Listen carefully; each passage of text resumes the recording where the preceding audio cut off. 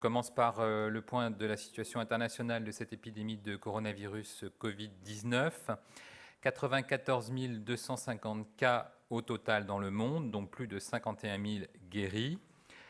80 000 cas en Chine et plus de 13 500 cas hors de Chine, avec cette proportion qui continue à progresser entre les cas hors de Chine et les cas en Chine. Il y a désormais 80 pays touchés, le pays le plus touché étant la Corée du Sud avec 5 600 cas, juste derrière l'Iran avec près de 3 000 cas.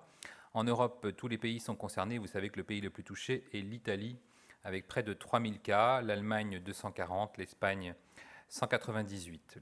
En ce qui concerne la mortalité, nous avons désormais plus de 3 200 décès, dont 2 980 en Chine, 236 hors de Chine, avec des pays très touchés comme l'Iran, 92 décès, l'Italie 80 et la Corée du Sud 32.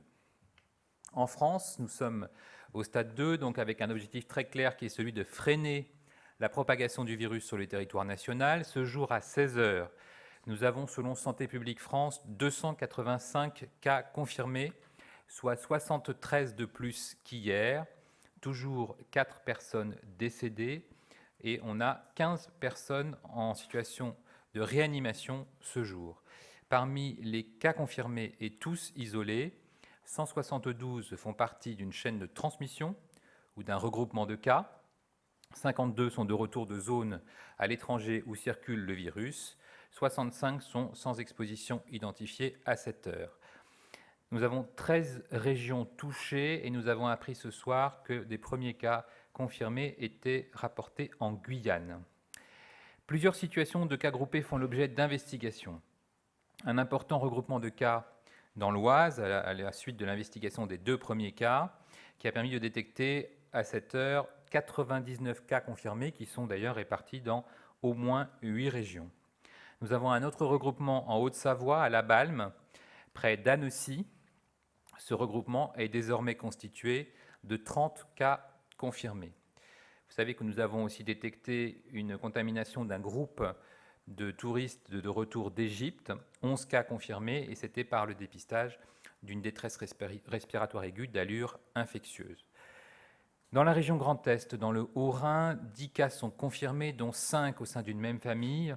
Il s'agit d'une contamination au cours d'un rassemblement religieux de plusieurs milliers de personnes du 17 au 24 février sur le site de l'église de la Porte Ouverte chrétienne, dans le quartier de Bourzwiller à Mulhouse. Les investigations sont en cours.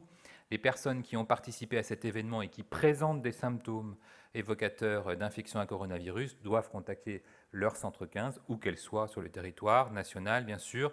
Et pour toute demande moins médicale, juste de renseignement, je vous rappelle qu'il ne faut pas saturer le centre 15 et appeler le numéro vert national, le 0800 130 000. Enfin, dans le Morbihan, on a ce soir un cas supplémentaire, soit 14 cas, autour de 3 communes, Auray, Carnac et Crac. Cette région rapporte au moins 10 cas. Il s'agit de l'Auvergne-Rhône-Alpes, de la Bourgogne-Franche-Comté, de la Bretagne, du Grand Est, de l'Île-de-France et des Hauts-de-France. Nous sommes donc toujours dans un stade 2 qui se caractérise par plusieurs cas groupés répartis sur le territoire. Les zones où circule activement le virus sont bien identifiées. Pour 3 cas sur 4, nous connaissons la chaîne de transmission. Les équipes du ministère de la Santé, en lien avec les services de l'État, les agences régionales de santé et Santé publique France, sont pleinement mobilisées. Je ne le dirai jamais assez, auparavant nous cherchions à limiter l'entrée du virus sur le territoire, comme l'ont fait d'ailleurs la plupart des pays. Désormais, notre objectif consiste à ralentir la propagation du virus en protégeant les zones non ou peu touchées. Freiner cette diffusion, c'est atténuer l'impact sur la population lors du passage au stade 3. Le pic d'épidémie en sera d'autant limité. Cet objectif a d'ailleurs été rappelé lors du Conseil de défense et de sécurité nationale ce matin à l'Élysée. La conduite à tenir est simple et efficace. Se protéger soi-même pour une efficacité collective. L'objectif des autorités sanitaires est d'apporter des réponses proportionnées à l'évolution de la situation. Nous devons ralentir l'épidémie, laisser passer l'épidémie de grippe et permettre une adaptation des mesures en fonction des spécificités locales et territoriales. Les personnes malades ont instruction de ne pas se mêler à des rassemblements, de rester à domicile et surtout d'éviter les contacts avec les personnes vulnérables. Personnes âgées, personnes souffrant de déficit immunitaire par exemple, et qui sont bien dans l'instruction de se protéger face à tous les risques infectieux. Les enfants en particulier doivent limiter leurs contacts avec les personnes âgées et les personnes les plus fragiles. Je le rappelle, pour lutter contre la propagation de ce virus, les mesures sont simples et elles sont les mêmes depuis le début de cette crise. Elles seront les mêmes jusqu'à la fin de cette crise. Respecter les gestes barrières et adopter les bons comportements. Il faut appliquer des mesures d'hygiène régulières et répétées qui constituent une barrière efficace contre la propagation et le risque de contracter le virus. Il est important aussi de rappeler que la très grande majorité des formes de cette maladie sont bénignes, 80%. Ainsi, les agences régionales de santé sont en mesure de décider sur leur territoire et sur certaines zones du suivi à domicile et en ville des personnes ne présentant pas de forme sévère de la maladie, pas de facteurs de risque particuliers, et cela se fait en lien étroit avec les professionnels de santé et en gardant notamment les tests pour les situations hospitalières, pour les situations graves, pour les investigations autour des cas groupés et pour les situations de doute sur des cas de maladie au sein des professionnels de santé. S'agissant des masques, je rappelle qu'il a été scientifiquement confirmé que s'agissant du coronavirus Covid-19, les masques dits chirurgicaux, les masques anti-projection, ont une efficacité équivalente à celle des masques spécialisés FFP2.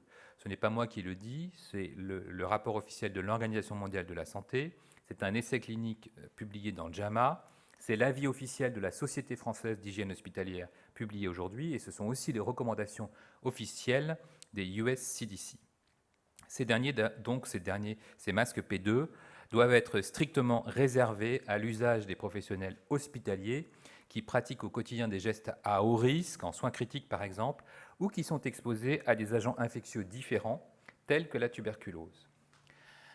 Un décret publié ce jour et entré immédiatement en vigueur permet la réquisition par l'État des stocks de masques et de la production à venir.